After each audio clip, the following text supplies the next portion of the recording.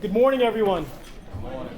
Oh, you guys, this is a tight room. I know you guys can hear me. Good morning. Good morning. That's it. On behalf of Mayor Ras Baraka, Public Safety Director Miranda, I'd like to welcome you all to the Department of Public Safety 2025 Year-End Conference, where we're going to talk about our statistics here at the William Mobile Ashby Community Care Training Center. Again, thank you all for joining us, where we're going to talk about our achievements, recognize the hard work of our officers and our community partners, and really outline a path forward for 2026. We're honored to be joined by our distinguished guests in attendance, including members of our municipal council, the VA, federal, county, state partners, again, leaders across public safety. Again, thank you all for your continued partnership and support to our Newark residents.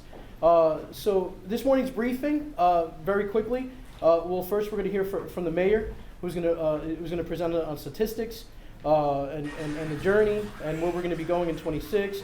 We're going to be we're going to hear from Director Miranda, followed by the Office of Violence Prevention and Trauma Recovery. We're going to talk about the different achievements that we've had for 2025. And again, at this time, it is my privilege and honor to introduce the mayor of our great city, the Honorable Mayor Ras J. Baraka.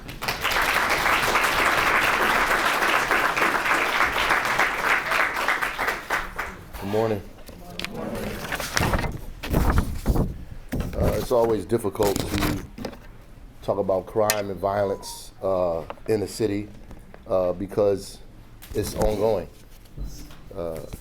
Even as we today laud our accomplishments, and we have many of them to talk about, there's still people who have been victimized in our city. And so we always have to keep those folks in mind when we're talking about the things that we've done here in Newark. All over the country, there are cities who are lifting themselves up, and other people are lifting them up about the violence and crime reduction that they've had in their cities. I'd like to say that Newark has had its share of reductions as well. We ended this year, the last couple of months, in a very shaky and scary situation.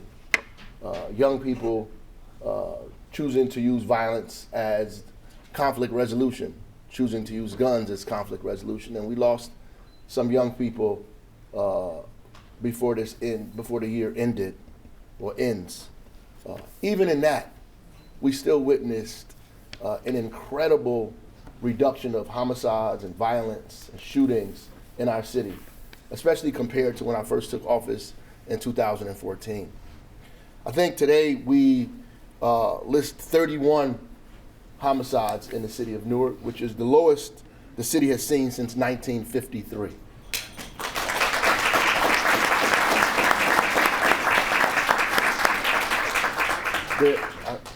I can remember when I came in, and I'm probably sure there are police officers, director that can tell you, and you know, and the chief knows, that our numbers used to be well over 100.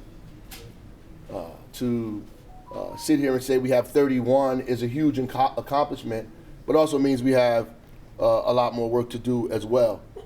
Also, robberies in the city fell 38% in 2025, which is incredible for me, as we talked about robberies for the last 5 years in the city of Newark, trying to figure out how to get robberies under control, and to have them drop by 38% is huge. Our aggravated assaults dropped by 14% as well, and we represent an overall 19% reduction in crime altogether, which is a huge accomplishment, a huge achievement.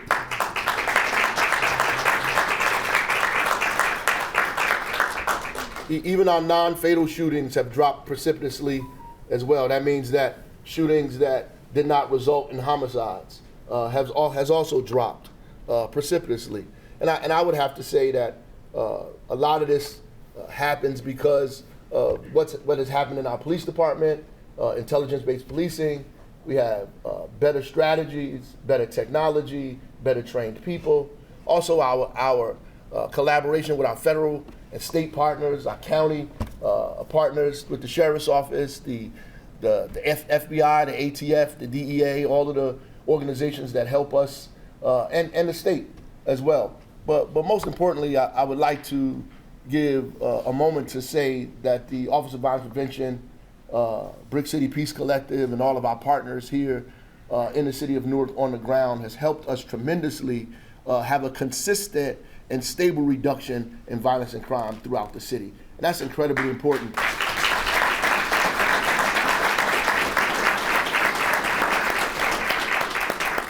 Particularly helping us with retaliatory violence and helping us get services to young people and families who have been victims of violence, even those families whose children have been arrested for being perpetrators of violence.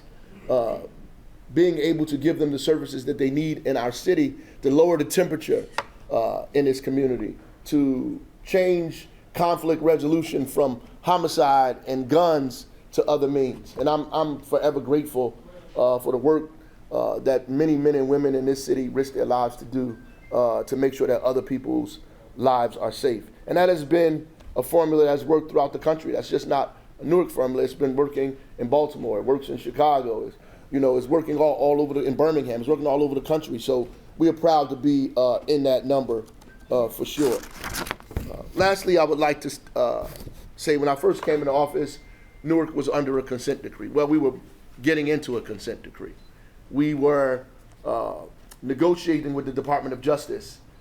As soon as I walked in the door, I think the U.S. Attorney's Office called me to come in immediately, maybe 1 or 2 days after the seat even got warm in City Hall. I was like, Jesus, I couldn't have done nothing that fast. And they brought me in the office and said, listen, we've been doing this investigation, and now the city has to be under consent decree. We did not fight it. We embraced it. We accepted it. We were very professional about it, and I have to say hats off to our police department, to the rank and file members who participated, to the top brass who not only collaborated but did their best in making sure that we did everything that we needed to do to fulfill the requirements of this consent decree, to get our police officers trained, to come up with new procedures and policies, stop and frisk training, use of force training, right to speak or freedom of speech training. All these trainings that I think that many police departments around the state and around the country do not have. As a result of that, we've witnessed, again, a precipitous reduction in complaints against our police department, use of force, reduction in suits against the city because of police force. So that means that those trainings are actually working and it's helping us improve the relationship that we have with the community. And I had to end there because I actually believe that when the police and the community have a better relationship, it helps us to reduce violence and crime in our city at the same time. So I appreciate all of those things all at once. I know that's a lot, but I think together, collectively, that's the recipe that we need to continually reduce violence and crime. Because usually, look, I grew up in Newark. I didn't get off a bus or a train. I didn't come here to run for office. I grew up here. I went to school here, elementary school, all the way up, right? So at the end of the day, I was here when violence was up one year and down another, and up a year and down another, and up a year and down another. It was like a seesaw. You didn't know which year you was going to get. And you prayed for a better year than the year before. But what we've witnessed here in the city, by God's grace, and thank God definitely, and all of the work that you guys are doing, is a consistent and constant reduction in violence and crime year after year after year after year. So I just want to say thank you. Thank you for the work that you're doing, and thank God for watching over us and keeping his hand in the work that we do every day. Thank you.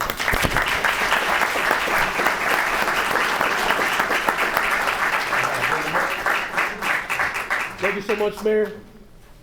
At this time, it is my honor to welcome Newark Public Safety Director Melanie Miranda to the podium. Good morning. Good morning. Thank you, Mayor Ras Baraka. As always, we at the Department of Public Safety appreciate your support. We also thank our Business Administrator, Eric Pennington, and the Newark City Council for being here and always supporting the Department of Public Safety. As Mayor Baraka said, a significant accomplishment this year was the termination of the Newark Consent Decree. I'm most pleased that we completed this task on our own merits, meaning we worked hard year after year to reach this culture-changing milestone. The Newark consent decree was completed under the impeccable leadership of Deputy Police Director Leonardo Carrillo and Captain James George.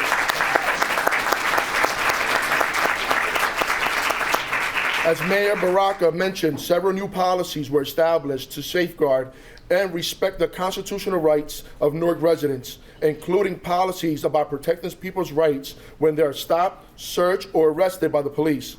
And during the consent decree, we established 14 community service officers, 2 in each precinct. These men and women are dedicated to working in collaboration with the community to solve issues that the community brings to their attention. Another major achievement for the Newark Police Division occurred on December 3rd. That's when the Newark Police Academy received certification from the state of New Jersey that is no longer a provisional police academy. This means that we serve as a police training agency, not only trains recruits who will serve Newark residents, but we can also train recruits from any police agency in the state.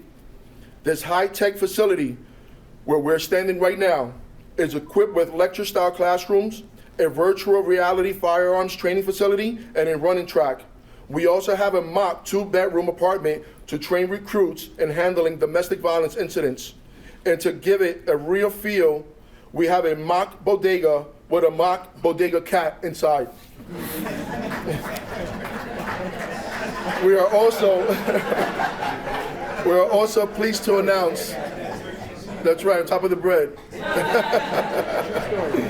We're also pleased to announce that the total of 92 police recruits have graduated from the Newark Police Academy. 72 of those graduates have come to work for the city of Newark. 20 have gone on to work at outside agencies. In February, we will graduate 45 new police officers, and we will welcome 65 recruits in March. In August of 2025, the Bureau of Alcohol, Tobacco, Firearms, and Explosives recognized the Newark Police Division Ballistic Lab for reaching 6,000 ballistic hits.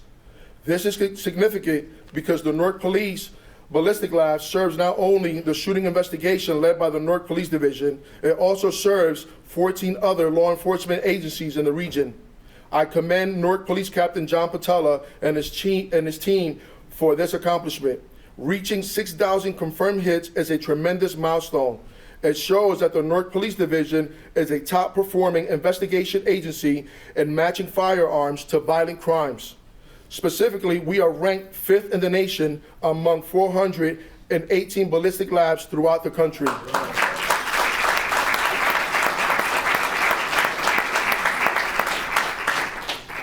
This year, we recovered more than 560 illegal weapons from our streets. I am grateful to the men and women of the Newark Police Division for their commitment to removing illegal guns from our streets and the hard work they do day in and day out every day. As always, I commend Captain Patricia Rodriguez-Alfieri of the Newark Police Major Crimes Unit and Captain Stephen Delaval of the Newark Police Intelligence Unit for their dedication to reducing violent crime in Newark. I also appreciate our continued partnership with our county partners, Essex County Prosecutor's Office, Essex County Sheriff's Office, the New Jersey State Police, our federal partners from the ATF, HSI, DEA, and FBI, who assist us in apprehending the worst of the worst violent offenders. This year, these leaders and their teams conducted multiple major takedowns with the Newark Police. These takedowns were the result of long-term investigation that produced the arrest of 30 defendants at 900 Fullenhuizen Avenue, 30 defendants at Grafton Avenue, 7 defendants at 440 Washington Avenue, 43 defendants at Bradley Court. We thank the U.S. Marshal Service for their partnership in bringing in individuals with outstanding warrants. This year, we brought an average of 16 fugitives each month as part of our monthly warrant roundup operation.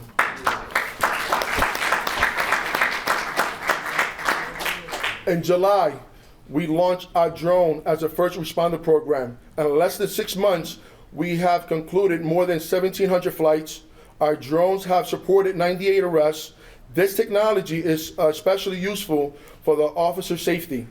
It has recently been used by Newark firefighters to assist them in their work to save lives and locate fire hotspots.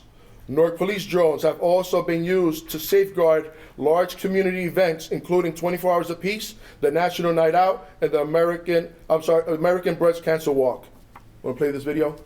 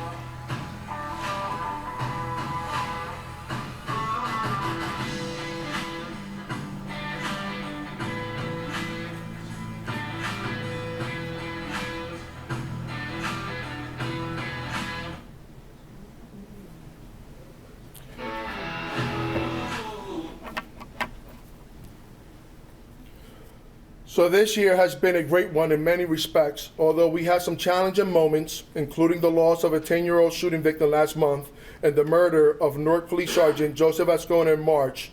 His sacrifice and legacy will always be remembered in the city. However, we are always working to improve our crime reduction strategies and to keep our neighborhoods and officers safe. Looking ahead for 2026, our goal is to increase community engagement. That means that we will work with the community on projects that are important to improving their quality of life. We will also increase the deployment of our clergy patrol. This is a group of clergymen and women dedicated to accompany the Newark Police to incidents in which faith-based support is welcome. Finally, our work with the Office of Violence Prevention and Trauma Recovery has been immensely successful this year. Our goal is to continue building upon this success and to ensure that we follow the Mayor's Baraka prescription of treating violence as a public health crisis. The Office of Violence Prevention and Trauma Recovery has dedicated social workers to each Newark Police Precinct. They're also experts in identifying and working to heal the root cause of violence. We are a better police agency due to our partnership. Thank you.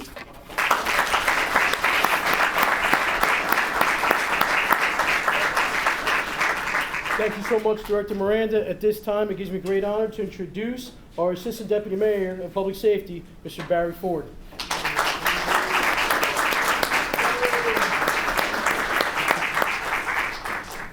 Good morning, everyone. Good morning. First, I want to start by acknowledging our Deputy Mayor of Public Safety, Lakeisha Uri. I'm just substitute hitting today. So staying in the vein of what Director Miranda said, Newark Public Safety is definitely built through partnership. It is something that is done between law enforcement, our community, and our prevention professionals. And we measure that work with real data to support NPD's crime prevention efforts. As a result of that combined approach, Newark experienced a year-over-year decrease in homicide, as we talked about earlier, with 31 homicides, down 16% from last year, and that's a credit to everyone in this room. In addition to OVP's direct work, I do want to acknowledge two critical partners. First, the Brick City Peace Collective, led by Director Josiah Paul. That is the collective table for Newark's community-based violence intervention, and they align outreach partners and credible messages together at that table, and that's really critical to the work that we do. In addition, I do also want to acknowledge the Shani Baraka Women's Resource Center, led by Director Pamela Jones, because they play a very critical role in supporting services for domestic violence survivors and providing essential resources to women and families. The Office of Violence Prevention, if you do not know, is based on 4 pillars of work in direct conjunction to what MPD does. The first pillar in itself is engaging the community as partners in public safety. In 2025, our office facilitated 136 community school events and engaged over 13,000 residents. That is a 41% increase from this point in time last year. Additionally, by doing that, we've been able to build trust and improve communication in that community, which is vastly important and change from what we may have experienced in past times. Pillar 2 is a data-driven focus on hotspots of crime. OVP uses specific MPD data to pick the locations and spots where we canvass and do our daily activity. In 2025, we received 234 crisis notifications from MPD, of which we were able to have a successful after action for 176, which is a 75% successful follow-up rate with individuals who have been harmed. And that's greatly, greatly seen in our work and in everything that we do in the city.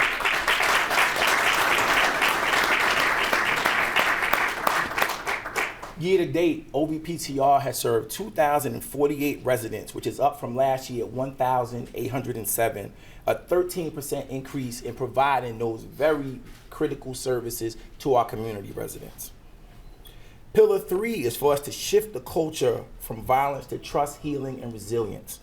As an office, we delivered 1,470 mental health counseling sessions, a 75% increase from this point in time last year. That helps reduce repeat offenses and repeat victimization and helps trauma-driven events not to occur in our city. Also, while domestic violence and family violence does continue to be an issue in our city, we worked to bring that number down. Our referrals are down year to date for domestic violence, and that shows a true reflection of the work that's been done. Lastly, OVPTR this year trained 40 community partners and staff, including 19 men, to get direct training from the Rachel Coalition, and then subsequently launched A Few Strong Men, an all-male domestic violence response team that's focused on prevention and accountability. Lastly, for Pillar 4, creating sustainable community capacity. Since 2023, the office has invested over $14 million in building community capacity and supporting over 40 organizations in this community. This year alone, the office has made over 200 external referrals for individuals to get higher levels of support and resources, and those partners have been extremely critical. Lastly, these results truly show what happens when public safety is coordinated and data-driven in partnership with MPD and our office and our community. And just as I close, I would actually like to ask all of our outreach workers, our social workers, and the OVPTR staff to stand and give yourself a round of applause.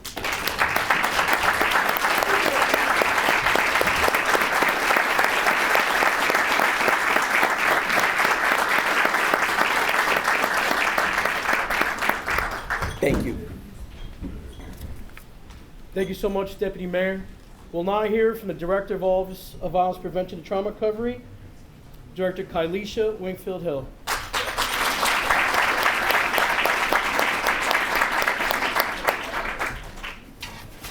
Good morning.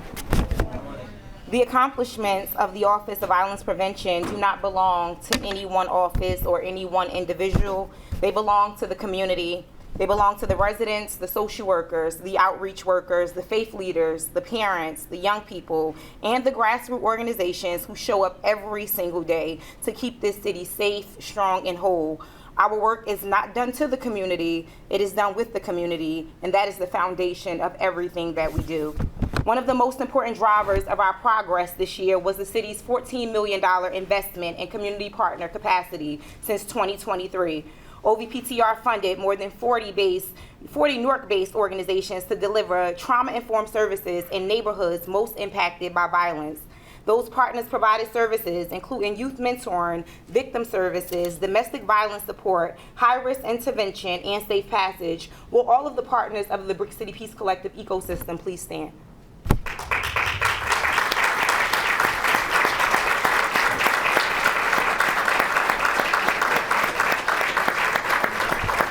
This investment ensured that as police referrals increased and community trust deepened, services were available immediately without delay.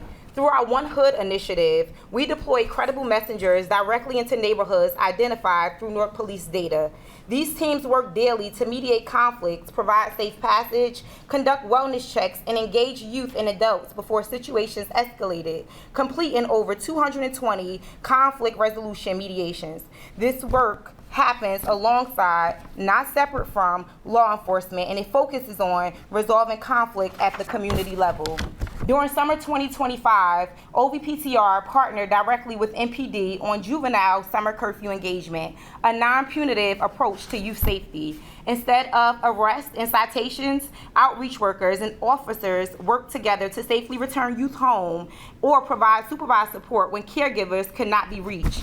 This summer, youth engagement through the curfew initiative more than doubled from a little over 1,000 engagements last year to more than 2,000 in summer 2025. And we didn't just stop there. In addition to further keep youth safe, we held the Summer Safe Academy. The Summer Safe Academy focuses on young people with documented risk factors for violence and trauma. In 2025, the program served 163 youth, providing paid employment, workforce exposure, and life skill development. Safe Summer Academy reduces risk by replacing unstructured time with opportunity and support during summer months at peak crime rates. And lastly, our Summer of Hope initiative brought prevention directly into public spaces in neighborhoods experiencing higher levels of violence in order to use community engagement as a violence prevention tool. Through play streets, movie nights, Peace Week activities, and summer festivals, events were created, welcoming environments for families and young people. Summer of Hope strengthened trust, visibility, and cooperation, key ingredients for safer neighborhoods. Again, this work happens alongside, not separate from, law enforcement. None of these initiatives stand alone. Together, they expand service capacity, reduce escalation, engage youth positively, and strengthen community trust. The progress Newark made this year reflects daily disciplined work by community partners, social workers, outreach workers, and public safety professionals focused on prevention, healing, and accountability. Thank you.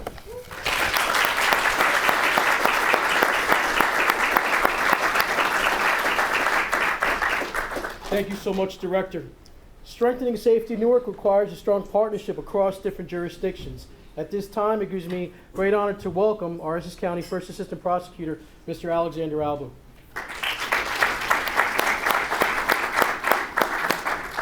Good morning. As we're here and we have reason to celebrate the achievements of both the City of Newark and beyond as far as the dramatic reductions in violent crime that we've continued to see year over year, extending all the way to the present day, we are, of course, also still reminded of a couple of the tragic cases that we had at the end of last year that Mayor Baraka mentioned, Director Miranda as well. However, and those are cases that haunt all of us who work in this area. There's rarely a day that goes by that those images and those poor victims don't come to our minds. However, what I think is important that we focus on a little bit today is this dramatic improvement that we have seen. So, take homicides, for instance, in Essex County. You don't have to go back too far, and you would have seen an Essex County with hundreds of homicides per year. So you heard the number 31 for Newark, 43 county-wide for an entire year thus far. 40 of them closed. That's a 93% closeout rate, including the cases we just referenced at the end of this past year, as tragic as they were, ensuring that we achieve justice for those victims. None of that would be possible without the support and expertise of the Newark Police Department. You're looking at the most well-trained officers that you will find anywhere around the state, and they're led by policies and trainings that are the best in the entire state. And I don't just say that because I've looked at the policies. I've been in this room, in all of these classrooms myself, teaching officers in Newark. And I can tell you that the training is second to none. The policies are second to none. The most progressive that you will find in the state. In fact, there have been policies that I have pulled and looked at from other cities, whether it's use of force, whether it's stop, search, seizure, from other states, other cities. And you will see full sentences that are directly pulled from the Newark Police Department. And that's a testament to how progressive, how, again, forward-thinking the Newark Police Department is. And that's critical because as much as we want to reduce violent crime, we want to do so with respect to individual liberties and freedoms. And that's what you see in Newark. When you go to these trainings and you see how the officers are trained, not just from day one, it's constant training throughout their careers. I think that really is important for us to focus on as we celebrate these dramatic reductions in violent crime and homicides, that it's not being done at the expense of anyone's individual liberties and freedoms. Second, I'd also like to focus on the fact that the efforts that have been made to reduce violent crime before it even happens. So that's the key. I mean, we do what we do. We're proud of what we do at the Essex County Prosecutor's Office and the Newark Police Department as far as solving crimes, closing them out, and prosecuting defendants. However, we want to prevent that to begin with. That's just a Band-Aid when we prosecute those crimes and conduct the arrests. So the efforts that the city has made through the leadership of Mayor Baraka, Director Miranda, Chief Morris, and everyone else have been critical in reducing violent crime so it doesn't even happen in the first place. And our office, through Prosecutor Stevens, has done similar efforts when it comes to juveniles and trying to help the youth so that they don't even go down these paths. And I think that's the most critical thing as we go into this new year in 2026, is doubling down on that. Doubling down on this effort to avoid these crimes ever happening in the first place. Ensuring that our children are given the resources and the guidance and the support that they don't go down these roads to begin with. And we've made those strides, so I'm very optimistic for the coming year. And it wouldn't be possible without all of the support from our local, federal, and state partners that help us on each and every one of our cases. No case is solved without cooperation from everyone, and we look forward to that in 2026 as well to continue. Thank you.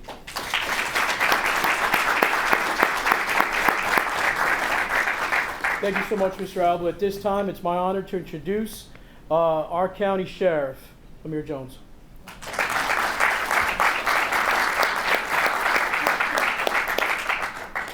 Good morning.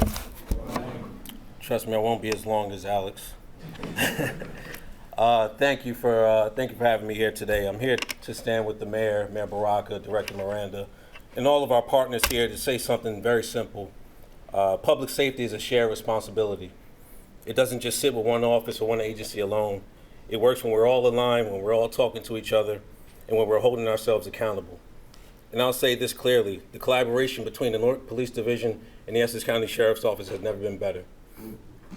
As Director Miranda stated and Mayor Baraka stated, violent crime is down. But we all know progress isn't just about numbers. It's about whether people feel safe in their city, in their block, on their block, in their homes, or just walking through the city. That's the standard residents set for us. And we won't be satisfied until there's no crime to report.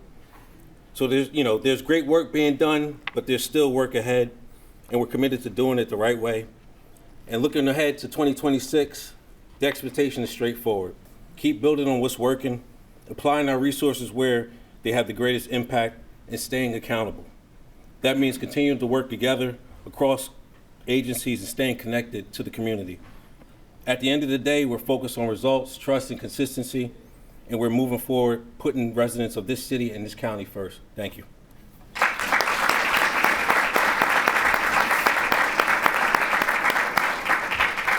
Thank you so much, Sheriff. At this time, we're going to open up the floor to some questions to the media. I'd ask that the mayor and the director please step forward.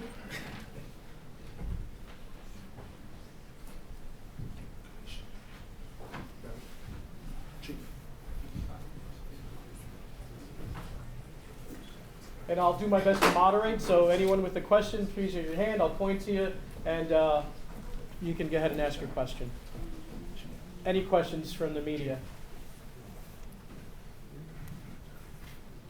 Any questions from anyone in the audience? Media? Good, no questions. Peace and love.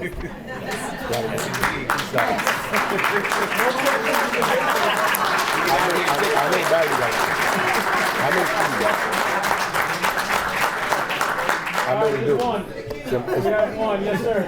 Good morning, my name is Josh Shaw. I'm with Fix 11 News.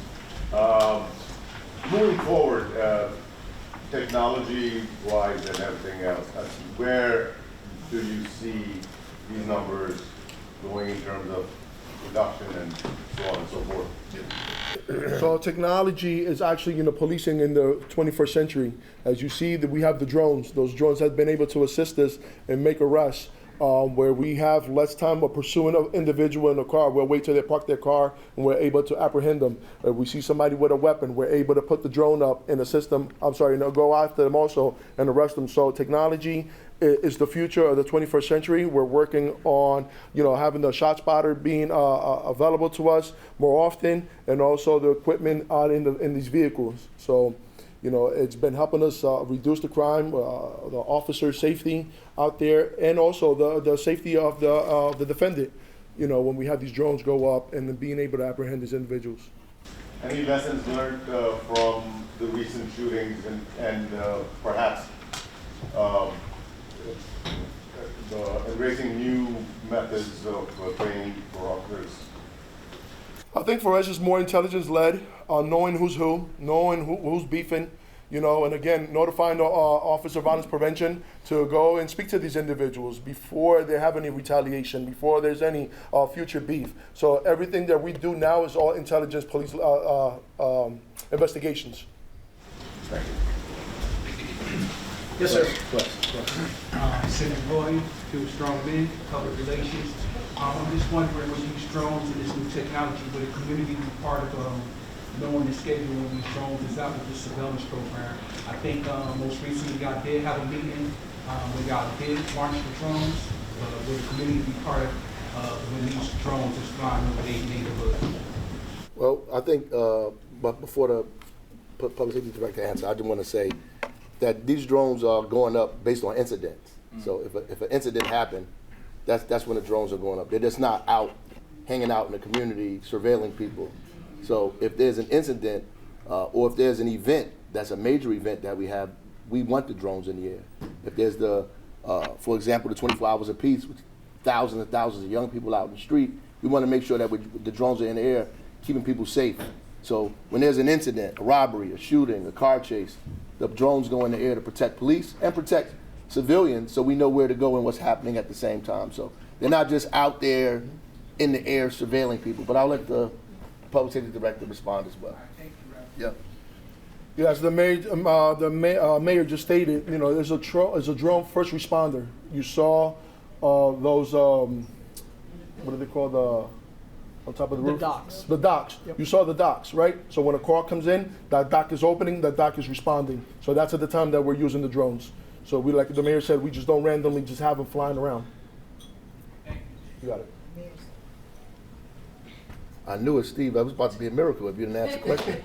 I was about to text somebody that. Steve, and he asked one question. Congratulations on the continued decline overall. But, I think I speak for much of my profession in admitting to be one of the bad guys when it comes to perceptions about what happens in Newark.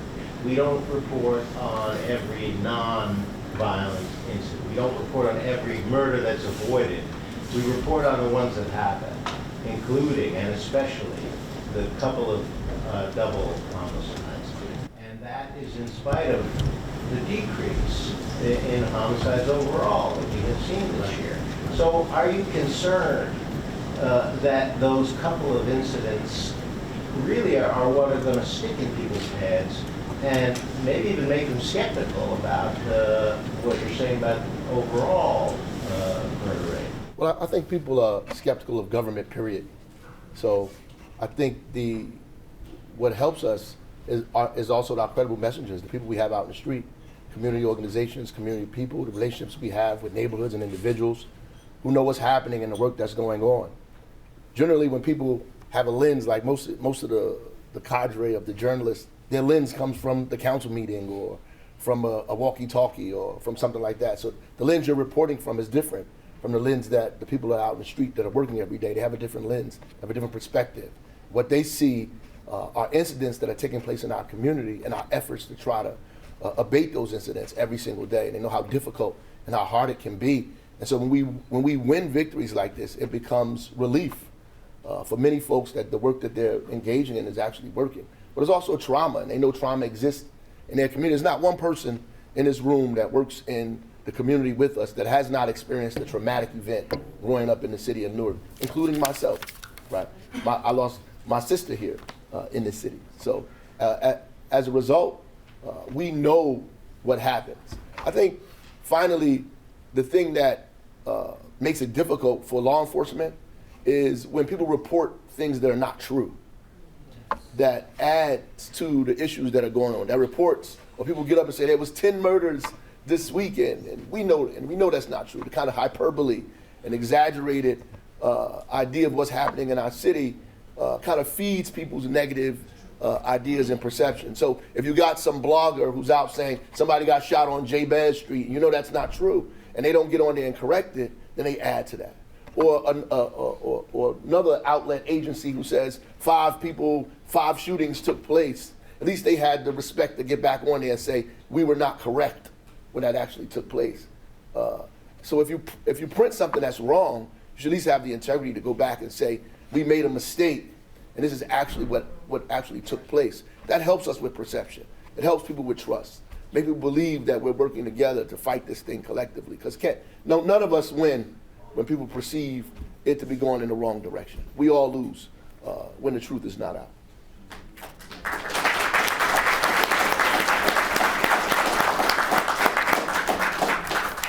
Question over there. Mayor, what is the impact that you expected from those numbers at national level? Newark is out there for a good reason. What is your message throughout the nation? Well, I think, honestly, other cities in America know quietly what's happening in the city of Newark. And I know that because they're here with us. As the press nationally lauded what was happening in Baltimore. In fact, they had an article that was running nationally about Birmingham. That was the same time the article was running that our people was in Birmingham that week. Our folks were in Birmingham that week teaching violence prevention methods while they were advertising violence reduction in Birmingham, right? So that made me smile. So it made me feel good. I don't know about the national media, everybody else. I know that our folks are doing a damn good job, that people are calling them all over the country. So you can name any city that has had reductions in crime in their city. They've all been in the city of Newark, in this building, as a matter of fact, in this building. So, my message would be that the formula that was created, that we know, actually works, and that we should be giving resources to this formula, this collective formula of police reform, of intelligence-based policing, of community violence intervention, as crime as public health. That model needs to be funded and expanded throughout the country.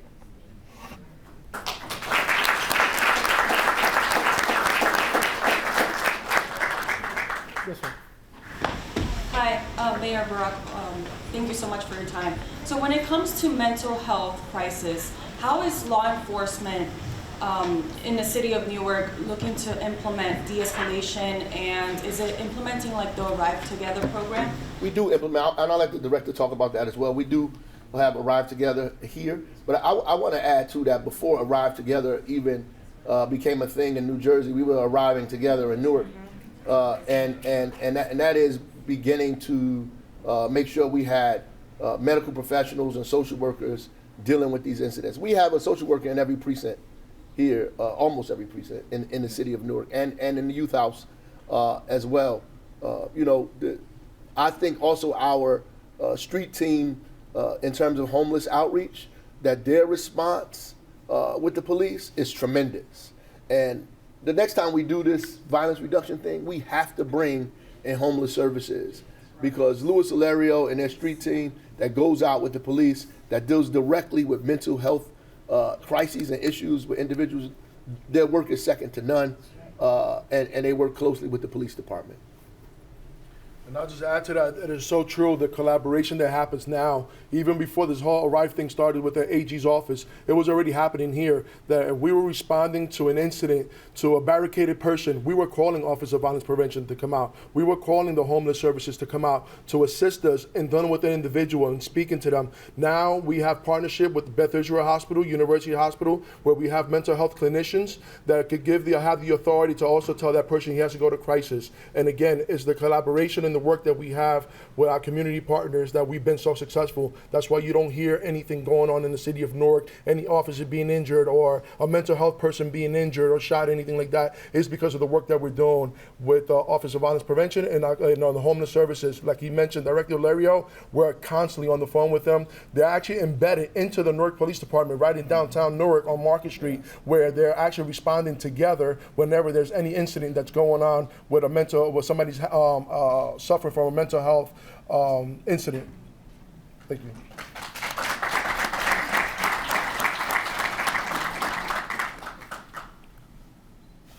We good? God bless you. Happy New Year to everybody. Happy New Year.